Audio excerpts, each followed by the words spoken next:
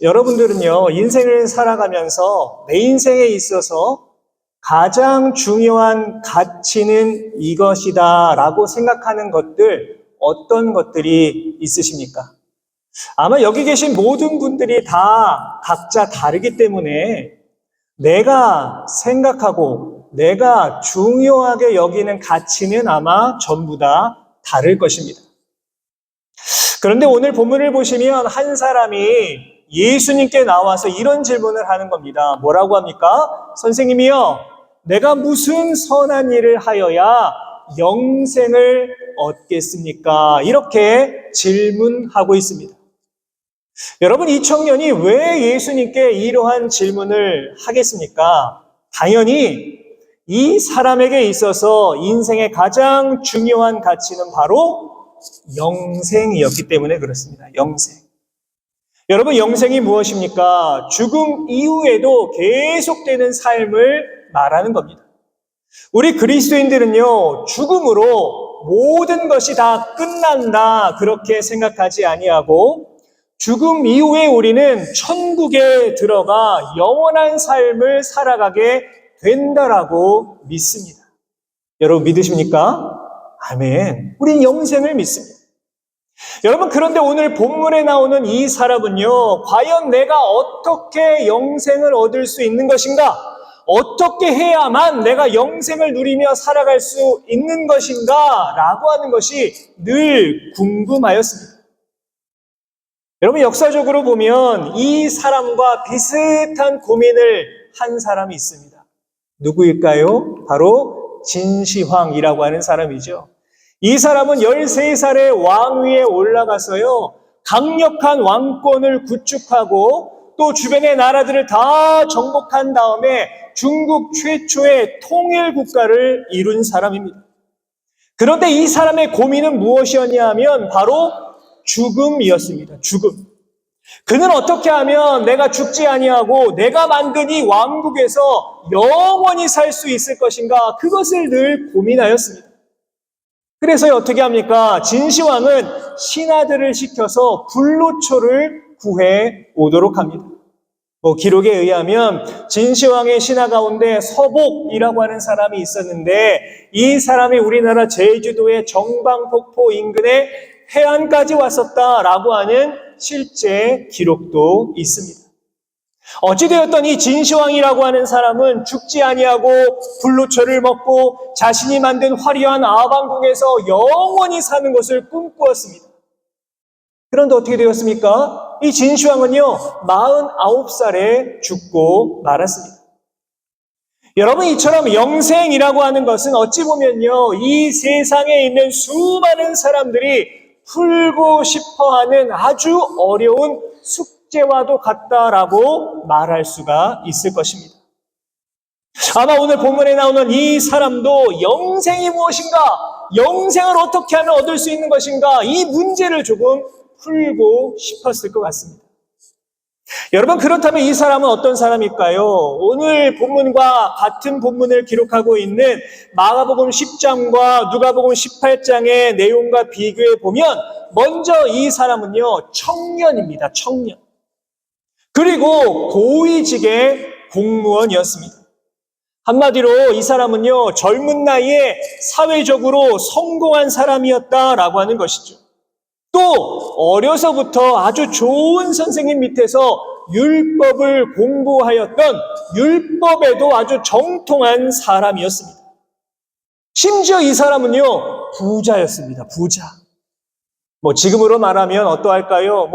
다이아몬드 수저, 금수저와 같은 그러한 인생을 살아가고 있는 사람이 오늘 본문에 나오는 청년입니다. 한마디로 남 부러울 것 없이 떵떵거리며 살아가고 있는 사람이다라는 것을 알 수가 있다는 것이죠. 자, 그런데 이렇게 잘나고 이렇게 똑똑한 사람이 예수님께 나와서 뭐라고 합니까? 이런 질문을 하는 것이죠. 어떤 사람이 주께 와서 이르되 선생님이여, 내가 무슨 선한 일을 하여야 영생을 얻으리까? 이렇게 부족함이 없이 살아가던 사람이 고민이 있다는 것이죠. 돈은 내가 충분히 있고 내가 율법도 잘 지키며 살았고 사회적으로 본다면 성공한 자리에 있지만 이 사람의 마음 가운데 평안함이 없는 겁니다. 어쩌면 늘 불안하고 늘 초조하고 만족함이 없는 인생을 살고 있었을지도 모르겠습니다. 더 나아가 이 사람은 도대체 내가 어떻게 해야 구원을 받을 수 있는 것인가? 내가 어떻게 살아야 영생을 얻을 수 있는 것인가? 라고 하는 문제를 늘 가지고 있었습니다. 여러분, 어쩌면 이 사람은요, 돈으로 모든 것을 해결할 수 있을 거야, 그렇게 생각했을지도 모르겠습니다. 왜 그렇습니까? 오늘 본문에 나오는 이 청년의 질문을 보면 뭐라고 합니까? 내가 무슨 선한 일을 하여야, 내가 어떤 착한 일을 하여야 영생을 얻을 수 있습니까? 이렇게 질문하고 있기 때문에 그렇습니다. 다시 말해서 그런 것이죠. 돈이 뭐 얼마나 들어도 좋으니 도대체 내가 이 어떤 일을 하여야, 어떤 착한 일을 하여야 구원을 얻을 수 있는가? 나에게 좀 알려주십시오 라고 묻고 있는 것입니다. 그러니까 여러분, 이 사람이 생각하고 있는 구원, 영생의 기준은 무엇입니까? 바로 착한 일이었습니다. 착한 일. 내가 세상 가운데 착한 일 많이 하면, 좋은 일 많이 하면 나는 구원받을 수 있어. 그런데 어떤 착한 일을 해야 되는 거지? 어떤 선한 일을 해야 되는 거지? 그것이 궁금하였다라고 하는 겁니다. 여러분, 우리는요, 때때로 돈으로 선행을 평가할 때가 있습니다. 언제 그럴까요?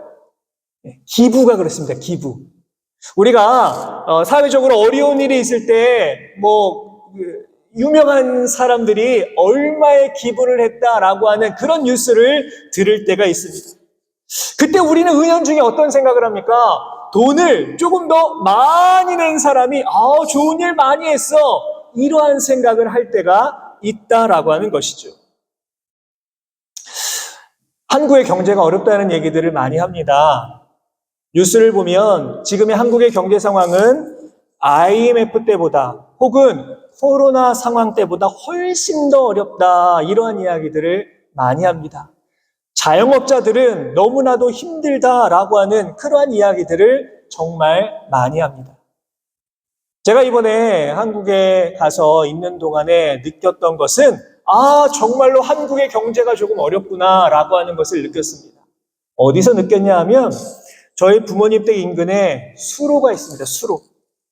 그 수로 인근으로요, 상가들이 굉장히 많이 있습니다. 막 밀집해 있습니다. 제가 한국을 떠난 2019년도만 하더라도 그 상가가요, 아주 번성하였습니다. 웬만한 유명 프랜차이즈 집들은 다 들어와 있었습니다. 그런데요, 이번에 가서 보니까 제일 많이 본 게 바로 폐업이었습니다. 폐업. 많은 상가들이요, 폐업하고 공실이 되어 있었습니다. 점포 임대라고 쓰여 있는 그 상가들이 막 쫙 질비해 있는 그 모습을 보면서 정말 한국의 경제가 많이 어렵구나라고 하는 생각을 실제로 했습니다. 여러분, 이처럼 현대를 살아가고 있는 많은 사람들이요, 이 물질 때문에 어려움을 겪는 경우가 많이 있지 않습니까? 오죽하면 여러분 세상 가운데 다이아몬드 수저, 금 수저, 은 수저, 흙 수저, 이런 말들을 하겠습니까?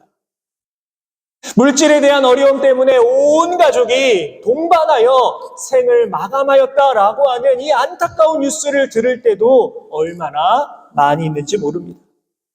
그래서요, 많은 사람들은 지금 일확천금을 꿈꾸며 살아갑니다. 한탕. 이 청년도 어쩌면 그랬습니다. 단지 이 청년은요, 이미 권력도 있고 재물도 많이 있으니 내가 이것으로 착한 일, 선한 일을 많이 하면 내가 생각하는 일확천금, 이 청년의 일확천금이 무엇입니까? 영생, 구원. 나는 그것을 얻을 수 있어 라고 생각을 했다라고 하는 것이죠. 자, 그런데 예수님께서는 이 부자 청년의 질문에 대하여 이렇게 대답을 하십니다. 본문 17절입니다. 예수께서 이르시되 어찌하여 선한 일을 내게 묻느냐? 선한 이는 오직 한 분이시니라. 내가 생명에 들어가려면 계명들을 지키라. 먼저 예수님께서는요, 연약한 인간이, 하나님 외에 연약한 인간이 결코 선한 일을 할 수가 없다라고 말씀하시면서 이제 내가 해야 될 일은 계명을 지켜라, 이렇게 말씀하십니다. 계명을 지켜라. 청년은 묻죠. 어느 계명을 지키면 됩니까? 그러자 예수님은 이렇게 말씀하시죠. 살인하지 말라, 간음하지 말라, 도둑질하지 말라, 거짓 증언하지 말라, 내 부모를 공경하라, 내 이웃을 내 자신과 같이 사랑하라, 이렇게 말씀해 주십니다. 자, 여러분, 여기서 우리가 절대로 착각하지 말아야 될 것은 이 말씀입니다. 예수님의 이 말씀이요, 이런 계명들을 너희가 지키기만 하면 무조건 다 구원받는다, 무조건 다 영생을 얻는다 라고 하는 말씀이 아니다라고 하는 겁니다. 여러분, 제가 몇 번에 걸쳐 말씀드렸지만 여러분, 성경에 기록된 율법이 총 몇 개라고요? 기억나시는 분 계십니까? 몇 개나 될까요? 몇 번 말씀드린 것 같아요. 2번, 3번? 총 614개라고 합니다. 614개. 엄청 많죠, 율법이. 그 중에 하지 말라라고 하는 금지 명령이 몇 개일까요? 365개. 얼마나 기억하기 쉽습니까? 365개가 금지 명령입니다. 하지 말라라고 하는 것이죠. 그렇기 때문에 여러분, 율법을 완벽하게 지키며 살아간다라고 하는 것이 가능한 일일까요? 불가능합니다. 연약한 인간이 완벽하게 율법을 지키며 구원 얻는 백성으로 살아갈 수 없다라고 하는 것이죠. 그래서 성경은 뭐라고 합니까? 율법은 죄를 기억하게, 내가 죄인이구나라는 것을 깨닫게 해주는 기능을 한다라고 말하고 있습니다. 여러분, 그런데 오늘 본문에 나오는 청년의 모습이 어떠합니까? 본문 20절을 보십시오. 그 청년이 이르되 이 모든 것을 내가 지키어 싸운다. 모든 것을 다 지키어 싸운데 아직도 무엇이 부족하니까? 라고 말합니다. 느껴지십니까? 난 모든 율법을 다 지켰습니다. 모든 것을. 같은 본문을 담고 있는 마가복음 10장 20절을 보시면 이렇게 기록되어 있습니다. 그가 여짜오되 선생님이여, 이것은 내가 어려서부터 다 지켰나이다. 이렇게 말합니다. 내가 율법을 다 어려서부터 지켰다라고 하는 것이죠. 어찌 보면 이 대답이 조금 신나 보이는 그러한 느낌이 들기도 합니다. 됐구나. 아마 이 청년은 어려서부터 율법을 철저하게 교육받았기 때문에 예수님께서 말한 그 정도의 계명은, 그 정도의 율법은 내가 이미 다 지켰어, 이렇게 생각하고 있었다라고 하는 겁니다. 여러분, 어떠합니까? 너무 교만한 모습 아닙니까? 그렇죠? 나는 지금 완벽하게 살고 있는데 이 정도의 율법은 내가 이미 다 지키고 있는데 내가 아직도 부족한 게 있는 겁니까? 라고 하는 아주 무례한 모습을 보여주고 있습니다. 조금 전에도 말씀드렸듯이 여러 율법을 완벽하게 지키는 사람은 없습니다. 아마 이 청년도 나는 율법 다 지켰다라고 말하고 있지만 더 깊이 들어가 보면 율법을 지키지 못했던 모습도 분명히 있었을 것입니다. 여러분, 그런데요, 어쩌면 이 청년의 이 무례한 모습이 우리들에게도 있습니다. 우리들에게. 내가 이 땅 가운데 살아가면서 나는 믿음을 잘 지키고 살아가고 있다, 이렇게 생각합니다. 그래서 때로는 우리가 하나님 앞에서 조금은 건방진 소리를 할 때도 있다는 것이죠.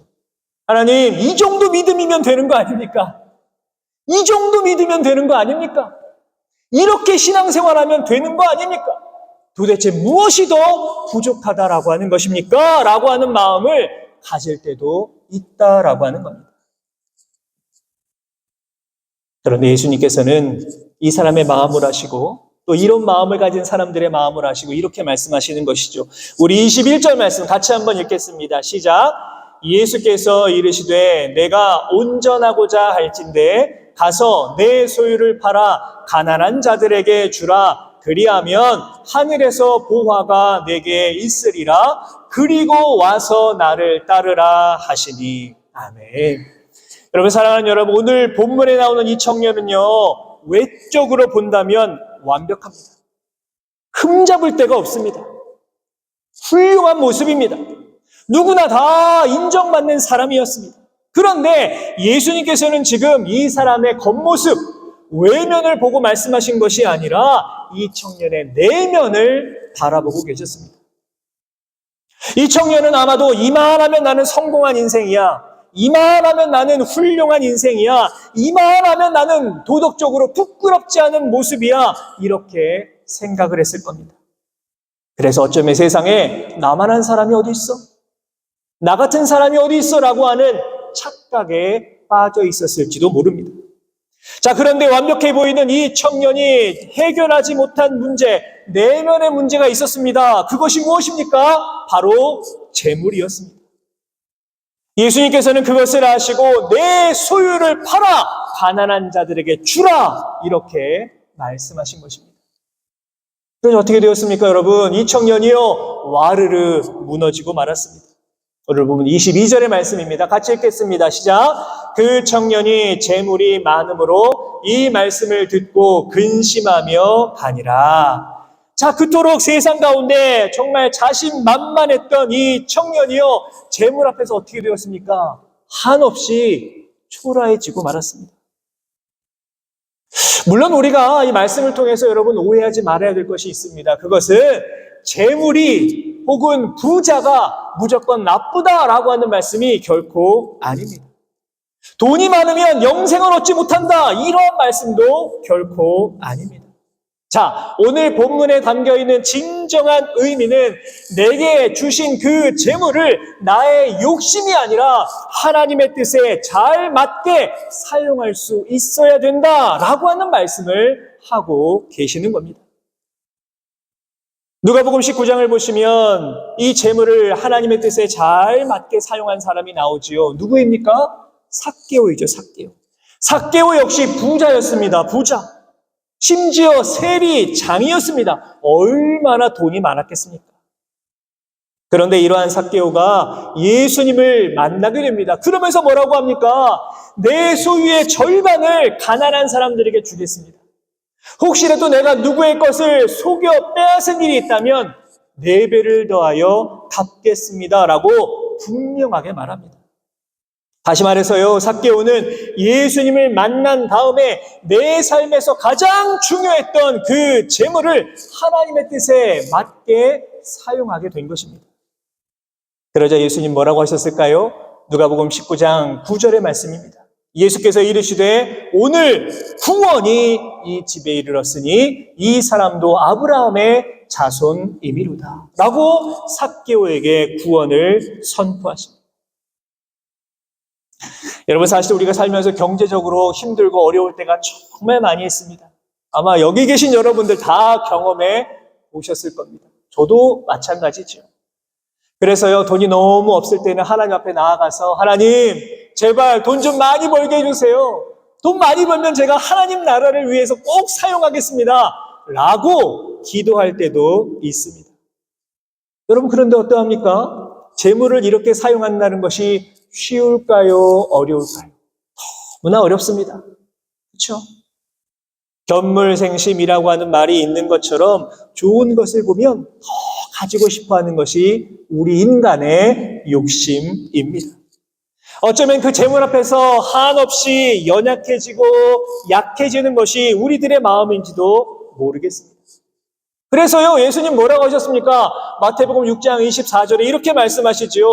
한 사람이 두 주인을 섬기지 못할 것이니 너희가 하나님과 재물을 겸하여 섬기지 못하느니라, 이렇게 말씀하셨던 것입니다. 자, 그런데 여러분, 오늘 말씀을 보니까 하나님의 뜻대로 살아가기 위하여 재물을 포기할 수 없는 사람에게 주신 그 선물이 있음을 보게 됩니다.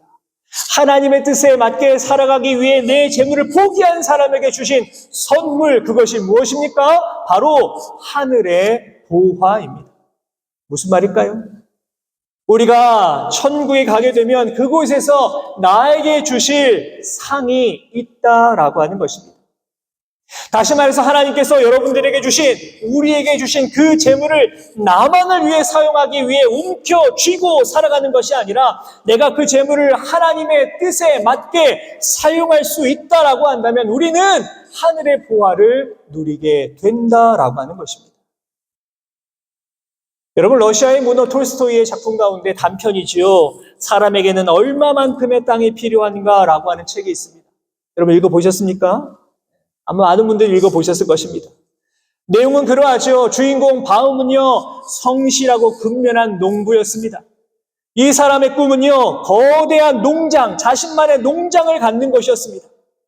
그런 그에게 어느 날 기회가 찾아옵니다. 그것은 해가 뜰 때부터 해가 질 때까지 자신이 걸은 만큼 땅을 차지할 수 있게 된 것입니다. 그래서요, 바움은 정말로 많은 땅을 차지하기 위해서 열심히 걸었습니다. 쇠약볕에도 불구하고 끝까지 걸었습니다. 그러다가 결국에 그는 출발점에 돌아오지 못하고 그냥 쇠약볕에서 죽고 말았습니다. 여러분, 그래서 결국에 이 주인공이 차지한 땅은 얼마였을까요? 단 6피트. 자신이 누울 그 무덤이 자신이 얻은 땅의 전부였다라고 하는 내용입니다. 여러분, 어쩌면 재물을 대하는 우리들의 모습도 이와 같지 않습니까? 분명한 사실은 우리에게 주어진 재물을 하나님의 뜻대로 사용할 수 있는 그런 용기가 있다면, 우리가 그런 마음을 가지고 살아갈 수 있다라고 한다면 우리는 분명 세상이 경험할 수도 없고 세상이 누릴 수도 없는 엄청난 하늘의 보화를 누리며 살아가게 될 줄로 믿습니다. 이러한 인생을 살아가실 수 있는 우리 모든 성도 여러분 꼭 되시기를 바랍니다.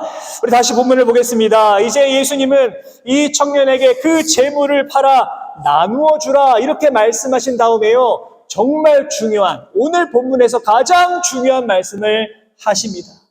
그것이 무엇일까요? 바로 나를 따르라 말씀하신 것입니다.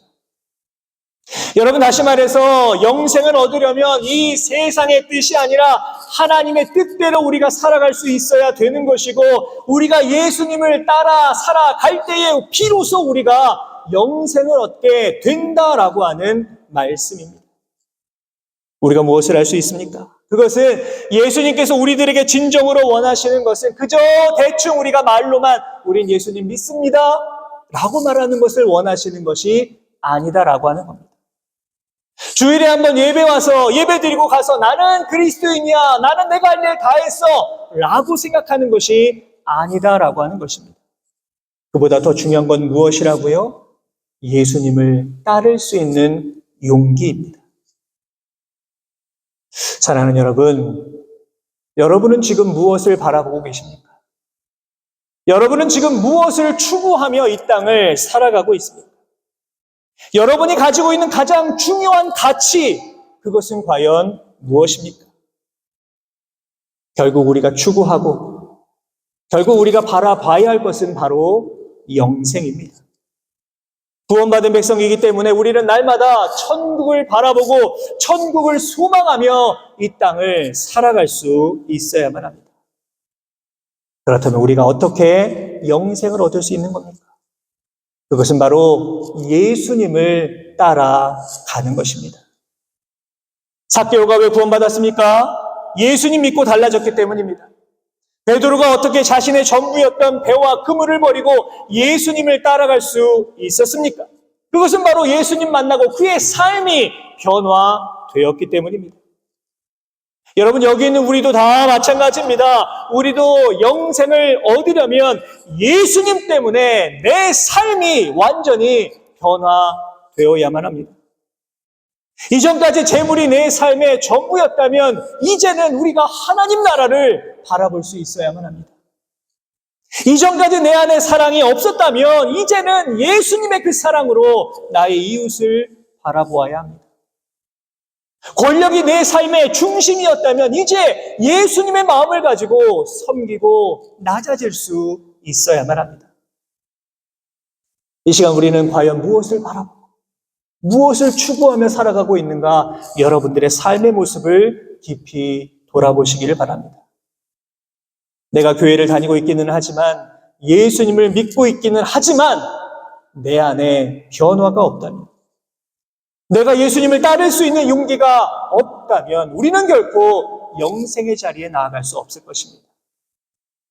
바라기는 언제나 주님만 바라보시면서 주님께서 걸어가신 그 길을 함께 따라 나아가실 수 있는 우리 모든 성도 여러분 다 되시기를 주님의 이름으로 축복합니다. 이제 이 청년은 그토록 자신이 원하던 그 질문에 대한 해답을 얻었습니다. 이제 이 청년이 해야 될 일은 무엇입니까? 따르기만 하면 되는 것이죠. 따르기만. 말로만 율법을 지키는 것이 아니라 자신의 재물을 좀 내려놓고 변화된 모습으로 예수님을 따르기만 하면 되었습니다. 그런데 어떠합니까? 이 청년은 분명히 명확한 해답을 들었음에도 불구하고 그 문제 풀기를 포기하고 말았습니다. 이유가 무엇일까요? 예수님을 따른 것이 아니라 재물을 따랐기 때문입니다. 같은 내용을 담고 있는 마가복음 10장 22절은 이렇게 기록하고 있습니다. 슬픈 기색을 띠고 근심하며 가니라. 얼마나 안타까운 모습입니까? 난 도저히 재물은 포기할 수 없어. 난 도저히 재물을 내려놓을 수 없어. 이렇게 생각했다는 겁니다. 사랑하는 여러분, 이 시간 우리들의 모습을 깊이 한번 돌아보십시오. 우리는 무엇을 바라보고 있습니까? 혹시라도 우리에게 분명한 영생의 해답을 여러분들에게 다 알려주셨음에도 불구하고 나는 전혀 변화되지 못하고 예수님도 따르지 못하고 근심하고 슬퍼하며 있는 것은 아닙니까? 바라기는 여러분, 오늘 본문에 나오는 어리석은 청년의 그러한 모습이 아니라 예수님께서 우리들에게 알려주신 그 영생의 해답을 마음에 새기시고 오직 예수님만 따라서 영생의 길로 나아가실 수 있는 우리 모든 성도 여러분들 다 되시기를 바랍니다. 무엇보다 여러분, 물질에 지배받는 인생이 아니라 주신 물질에 감사하시면서 먹든지 마시든지 무엇을 하든지 오직 하나님의 영광을 위하여 이 땅을 살아가실 수 있는 저와 우리 모든 성도 여러분의 귀하고 복된 삶의 모습이 다 되실 수 있기를 주님의 이름으로 축원합니다.